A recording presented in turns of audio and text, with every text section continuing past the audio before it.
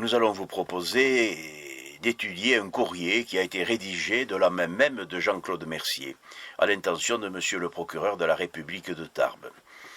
Sans doute un bon moment et une lueur d'esprit qu'a eu le père Jean-Claude Mercier, qui annonce être victime d'une escroquerie de plus de 150 000 euros. Ce qui est très curieux, des dépositions ont été faites à la gendarmerie de Vic-Bigorre. Il n'y a pas eu d'enquête pour savoir la personne qui avait été kidnappée. Très curieux. Évidemment, nous produisons ces documents en vertu et au vu des dispositions de l'article 434.1 du Code pénal. Le 13 octobre 2017, le père Jean-Claude Mercier écrivait donc à monsieur le procureur de la République en ces termes. Pardonnez-moi de m'adresser à vous, car ma lettre me libère de plus de 2 ans de souffrance. En effet, depuis une semaine, je fus anéanti, détruit, après avoir moi-même découvert l'arnaque dont je fus la victime, ainsi que l'association Notre-Dame de l'Espérance.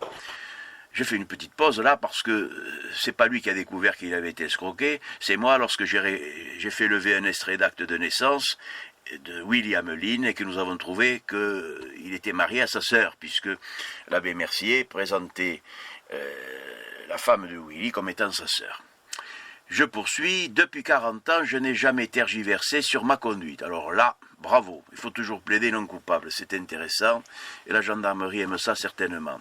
En agissant avec charité et humanité dans un monde cruel. Alors toujours les mêmes réflexions que l'on a dans ces homélies. L'homme est un loup pour l'homme, néanmoins nous devons avoir confiance en l'homme. Venons-en aux faits. Ben oui, nous on voudrait avoir confiance aussi en tout le monde pour qu'il arrête ses crimes. C'est un jeune venu au monastère pour dépanner une voiture en panne il y a 2 ans et demi environ, et depuis j'ai cru en ses propos, pensant qu'il était sincère et victime de son entourage, gitan manouche. Bon, très bien, mais enfin, lorsqu'il lui mettait une aube blanche et qu'il disait qu'il allait en faire un saint, et qui passait par son bureau, c'était pour quoi faire. Bref, j'ai découvert, tout ceci se dit à Tarastex, on n'invente rien, hein.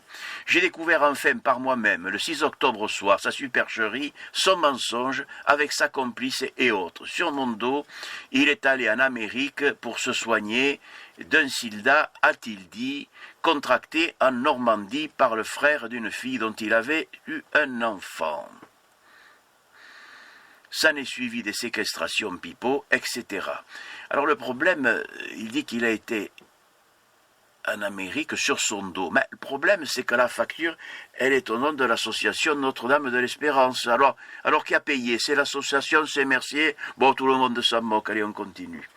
Il vivait avec sa sœur, qui n'était simplement que sa compagne, avec laquelle il s'est marié l'an dernier, avec faste, nœud papillon, robe de mariée, sur mon dos.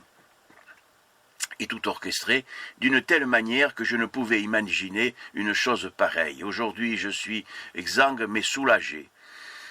Toute aide est définitivement rejetée. D'ailleurs, je n'en ai plus les moyens et suis dans une situation critique. Pendant que je luttais, souffrais, ces messieurs-dames se promenaient. C'est ainsi que l'argent obtenu par la vente de la maison de mes grands-parents, succession bien propre à Chauvet, que l'assurance vie de Mme Gillard, 73 000 euros, dont 25 000 euros adressés au Trésor public, que ma pension, 830 euros par mois, qui sur plus de 2 ans s'élève à 20 000 euros, tout est parti dans cette escroquerie de plus de 150 000 euros de biens personnels. En sus, j'ai dû faire appel, le SOS adressé au bienfaiteur, pour lequel je demandais, pas pour l'association, mais pour cette séquestration où j'avais eu des menaces. Appel spécifique pour un cas spécifique. Alors, c'est toujours confus, avec le père Mercier, tout est un peu confus. Donc aujourd'hui, il s'agit de M. Ameline Willy, né le 8 février 92 à Malestroit, habitant à Bagnères de Bigorre, ayant acheté un terrain avec notre argent. Alors, notre argent, c'est plus le sien, là maintenant c'est celui de l'association, bref. Et construit, si vous arrivez à suivre, et construit un grand hangar. Il ne faudrait pas qu'il vende des parts à l'étranger. Pour moi, il n'y a pas de charité sans justice. Alors là, oui, ça, bravo. Alors là, on peut réclamer la justice aussi pour le père Mercier. Sa femme a été pour lui d'une complicité hors norme. Et ce milieu est difficile et je suis désormais en danger La justice seule nous redonnera la sérénité. Je reste à votre disposition, monsieur le procureur. Comment ai-je été trompé de cette manière? Hitler, de sinistre mémoire, affirmait que plus le mensonge est gros, plus il est facile d'être avalé. Il en savait quelque chose, ce monstre. À l'attente de réconfort et d'espérance, soyez assurés de ma confiance et de ma profonde gratitude. Alors effectivement, et plus le mensonge est gros, et plus il est facile de l'avaler, mais on pourrait ajouter aussi qu'un mensonge est un mensonge à partir du moment où on le dit une fois, mais si on le répète 100 fois, ça devient une vérité. C'est ce qu'applique le père Jean-Claude Mercier. L'abbé Mercier dit bien que l'assurance vie de Mme Gillard pour 73 000 euros, dont 25 000 euros versés au Trésor, plus de 150 000 euros de biens propres personnels. Ensuite, j'ai dû faire appel, le SOS adressé au bienfaiteur pour lequel je demandais pas pour l'association, mais pour cette séquestration où j'ai eu des menaces. Alors là, Jean-Claude Mercier ne sait plus trop où il en est. L'association est victime, mais les donateurs ont donné pour un cas spécifique, ils n'ont pas donné pour l'association. Mais comment alors l'association est-elle victime?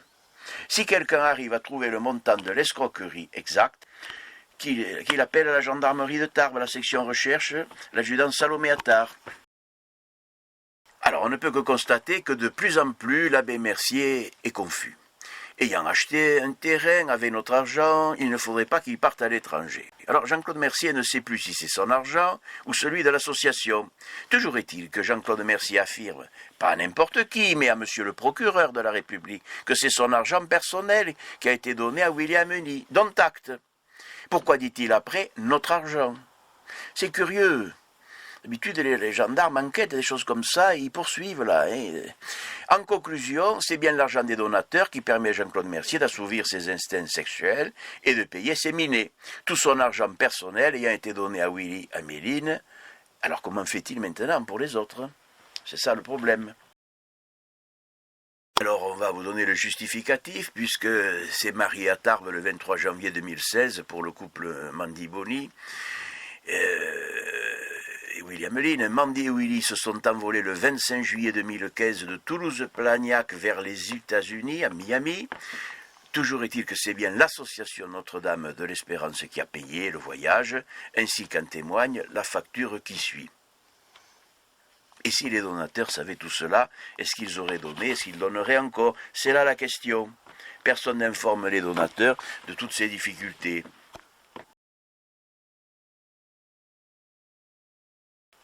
Sur la facture de l'agence Leclerc Voyage, bon très bien, on voit bien les noms.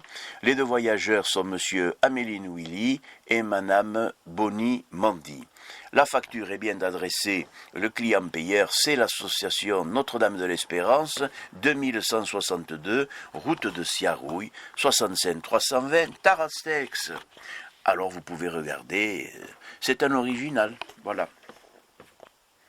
Le montant total est bien de 3 702 €, avec quelques petits frais supplémentaires qui montent à 3 850. Voilà. Mais Mercier de s'expliquer dans la presse quotidienne régionale qu'il ne comprend pas pourquoi il est renvoyé de l'état clérical. Faut le faire. Père Mercier ne doute de rien.